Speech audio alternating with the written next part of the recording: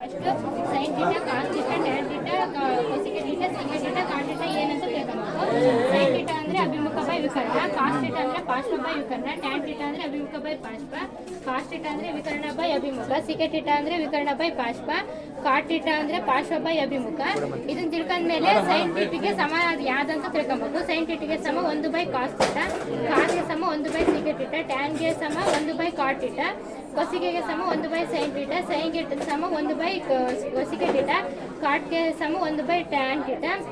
ಇದು ಪೈಥಾಗರಸ್ ಪ್ರಮೇಯದ ಪ್ರಕಾರ ನಾವು ಬರಿಬೇಕು. ಇದು ಆಯತ ಅಂದ್ರೆ ಇದು ಚೌಕ ಅಂದ್ರೆ a b square 4 square 16 square ಬರುತ್ತೆ.